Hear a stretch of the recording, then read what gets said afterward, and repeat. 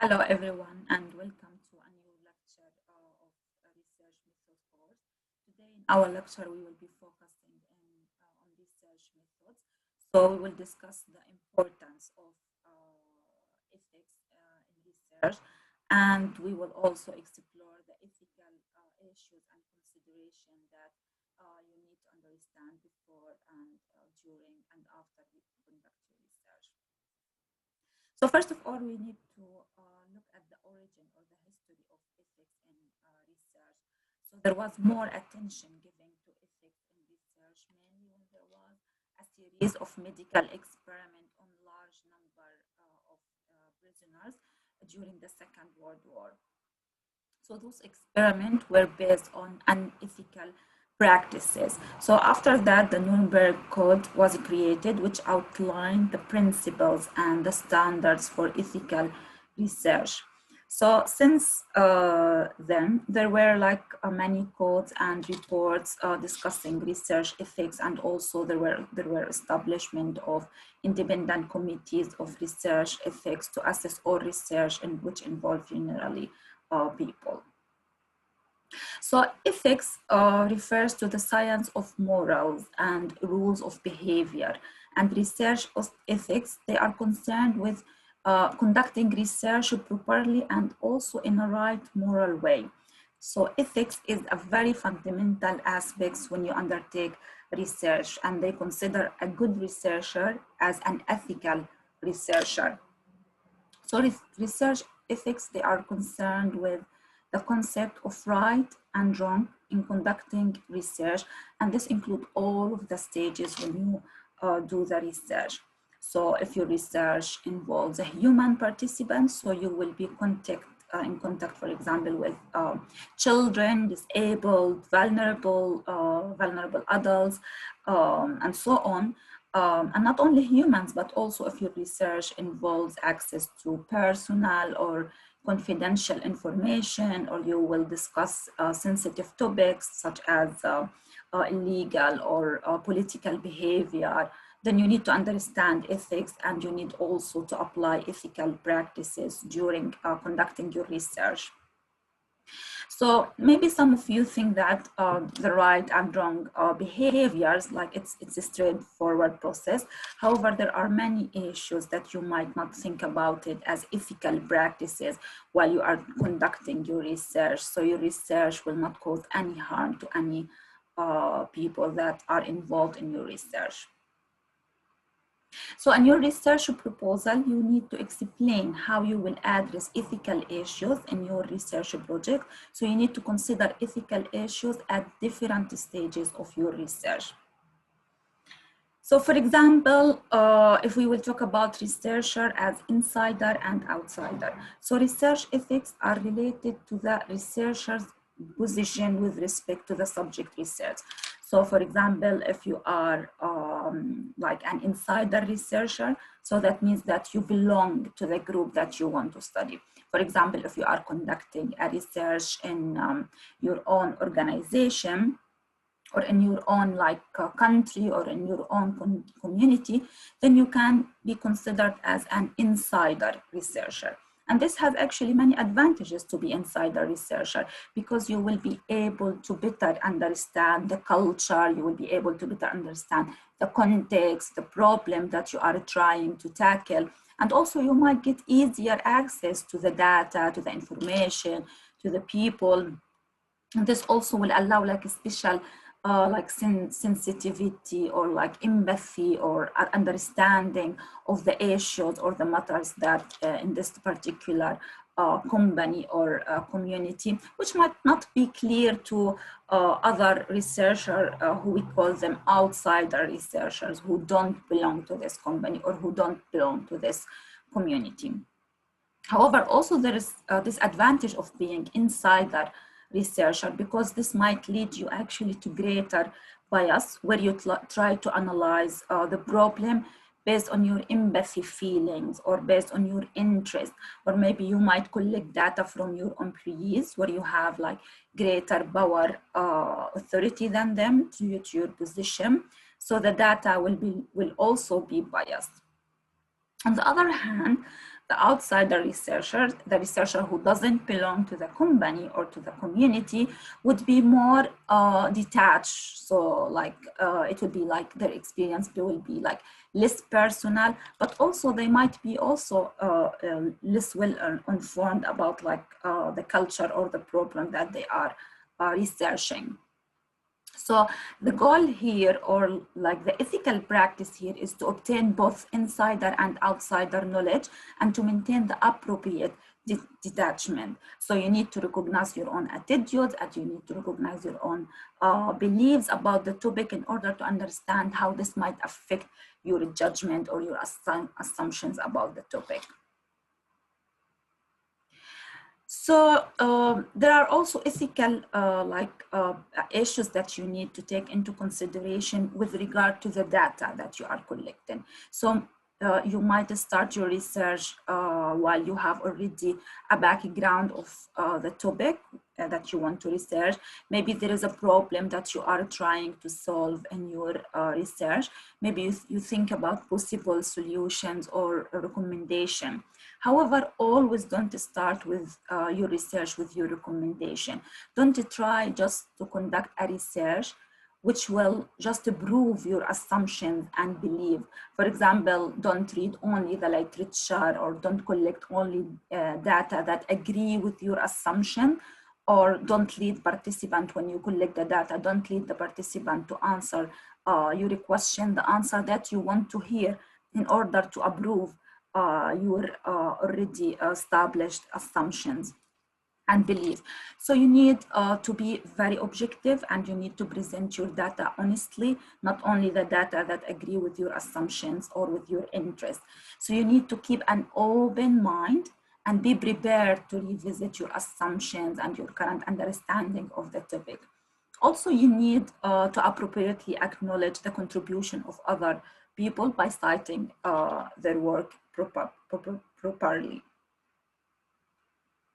So when your research includes dealing with a human, then you have to ensure that you complied with different ethical principles, as you can see in this slide, and we will discuss them now.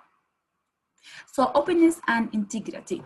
So you as a researcher, you need to be open and you need to be honest about the purpose and the application of your research.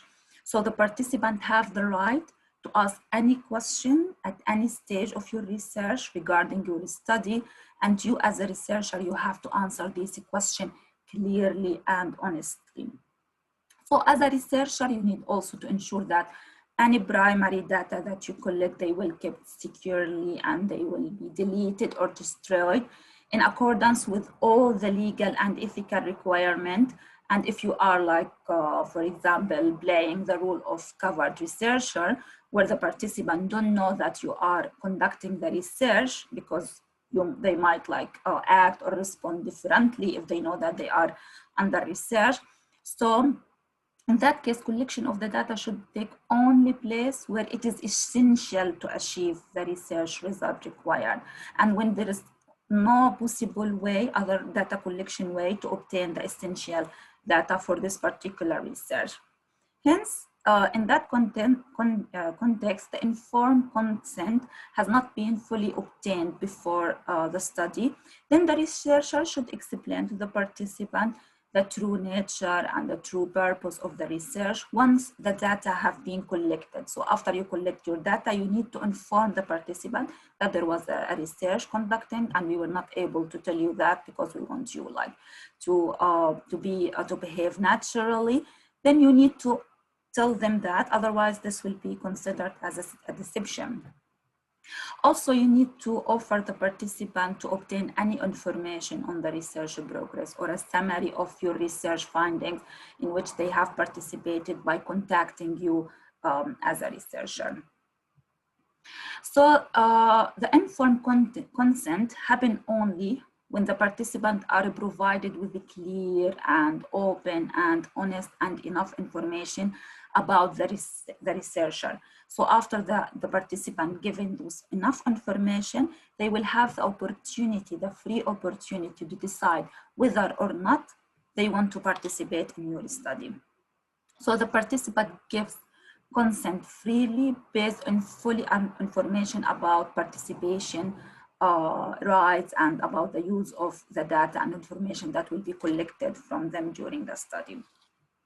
So some good practices for the informed consent is to provide the participant with information sheet and also ask them to sign a consent form. And also, like, it's a good practice to have their own consent written rather than just by saying that. So this is an example of a consent form. So in the consent form, this is an example of information sheet. So you should provide your participant with an information sheet before you conduct the research activity. For example, if you are planning to conduct interviews. So as you can see that in this example of the information sheet, it should include enough information for the participant to understand what the research project is about and what's its aim or purpose, what is the required from the participant, so they can give informed consent. Also, like, you need to provide them that who they should contact for more information. You might give them as a researcher your contact details. For example, if they want to contact someone else, you need also to provide them with the contact information of another person. Or for example, information about the organization or the university which overseeing the research. So you need to explain that their participation is voluntary and give them a date by which participants are able to withdraw from or to withdraw their data from the study. You need also to explain to them and be honest if there are any risks or any disadvantages for them if they participate in your research project. And you need to give them assurance that their data and their personal details will be held securely and they will be treated correctly, and also confidentiality. Doing that, providing such information to the participant regarding their privacy, their confidentiality, this will build a trust with your participants. So in that case, they will speak to you openly, they will be honest with you, they will share their opinion without feeling afraid or feeling that their identities might be relieved, for example. And you need to assure them that you, as a researcher, you will be the only one who will have access to their data, or generally the research team. If you have like a research team who's working with you, and you are not the only researcher. If you are preparing information sheet, you can ask your supervisor for advice if you need any question, if you have any question. So this is another example of a consent form. So as I mentioned before, the participant should participate voluntarily in your research project. So after they read the information sheet and they understand clearly your project, if they agreed to participate, then they should you should get their consent for that. And as I mentioned, this is preferred to be written. So they should read this carefully, and they should understand it and sign it before you collect the data, which means before you conduct the interviews with them, for example. So this is an example of a consent form which I had during my PhD study. So in your consent form, you need to thank the participant for agreeing to participate in your research project. And you need to ask them to read and complete every consent statement in the form. So these statements should include that they have read and understood the information given in the project information sheet, that they agree to take part of the study and to have the interview audio recorded if you were recorded. And you need to assure them that the recording will be used for data analysis by the researchers only and not for other purposes. And all of the participants will be anonymized. If they are happy to have a further interview or a follow-up, for example, and also to use their anonymized codes in your final report. Finally, if they agreed to all of those like statements, you have to ask them to sign and date the form before you begin the interview. So in this example of my PhD research, I conducted online interviews. So that's why I asked the participant if I can sign on behalf of them, and this was recorded. Other participant, we agreed like to send them a copy of the consent form, and they signed it and they sent it back to me via email. So you choose the best way for the participant to sign the copy before you conduct your data collection. So you can find like templates of this information sheet and the informed consent form. You can have those forms on this page on the university website. And please check the research ethics page, which you can find it on Moodle, and try to use like those templates if you need them in your research project. So when you conduct the research with your participant, you need to let the participant know that they have the right to withdraw at any time from your research without giving any reason and without being penalized or disadvantaged. However, you can put also limits on this for data analysis purposes. So for example, you can give them a date that after this date they couldn't withdraw from the research because you have limited time to do your research. So it would be a problem for you if like the participants decide to withdraw when you are about to submit your research report or dissertation. So you can just give them a time or a date that like you can, please let me know, for example, if you want to withdraw from my research project until this date because of data analysis purposes.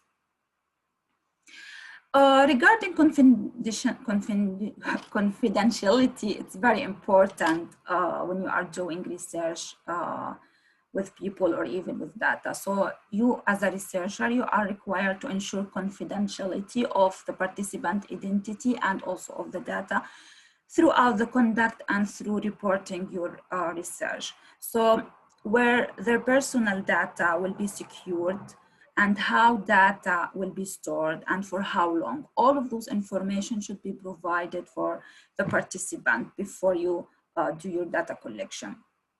And when you held your data in computers, for example, the Data Protection Act should apply. And also you shouldn't pass any information or any data of the participant that they provided to others. Also, you need to get agreement, you need to get the consent of the participant to quote any information that they share with you. Also, you need to ensure the anonymity of the participants. So, for example, if you transcribe their interviews, you shouldn't give like the real name of the participant of this transcription. You might give, for example, a code for the participant rather than a written record of their names. Also use these codes when you write your findings or when you decide to publish your research. So protect the participant identity and remove their identification from any materials and replace their names with fictional ones or with code. So for example, you can give an interview reference such as the date of the interview followed by the interview number. So for example, the interview was conducted on 21st September 2018, and the interview number was 15. So you can have a code 21091815. So you can have a code or a reference for that interviewee. So you need to ensure the confidentiality of the participant because you might you might give away their identity by accident. So for example, if you are studying a company and you mentioned a female accountant manager, when there is only one female accountant manager in this company, you might provide description of the participant or their characteristics where other people can identify who are those participants, even though the real names had not been used at all. So you need to protect the participant identity and to ensure there will be no harm from their participation in your research. So as I mentioned, protection from harm is also very important in research.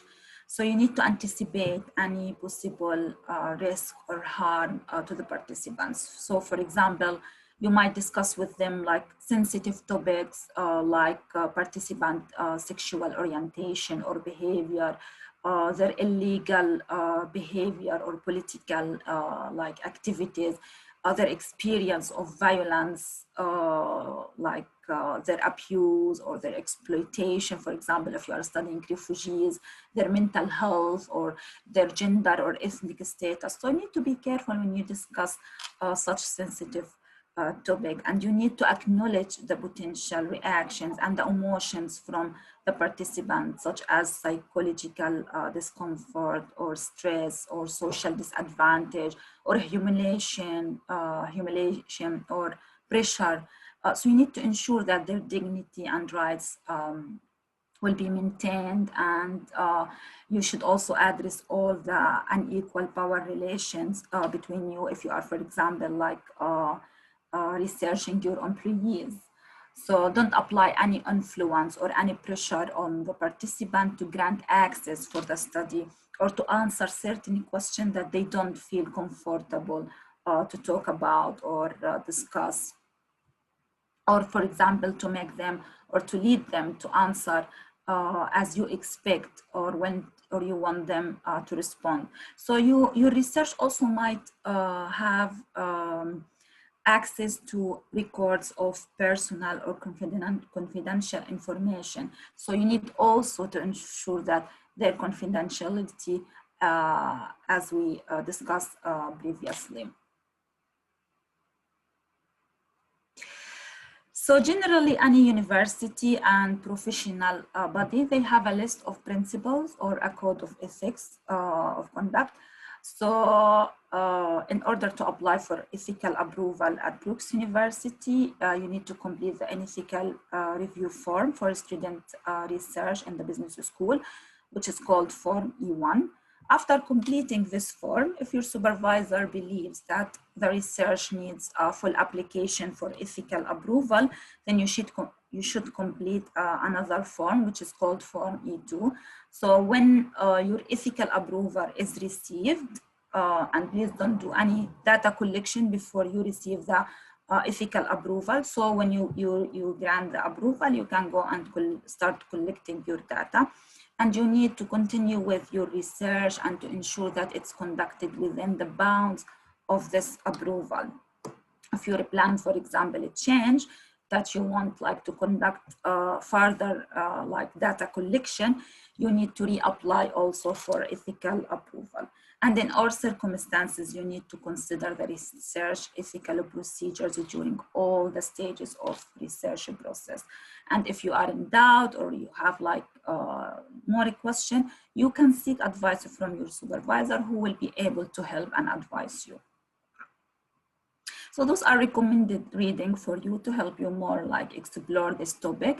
So now what I want you to do, like to think about your research topics. What are the ethical issues in your own research that you might need to consider or address? Make notes of these like ethical issues and keep adding to them as you develop your research project further and further. And if you please, can you discuss also your notes, those like ethical issues? Please add your comments and responses in the discussion and reflection forum for Unit 2 in Moodle. So I wish you happy reading and see you in the next seminar.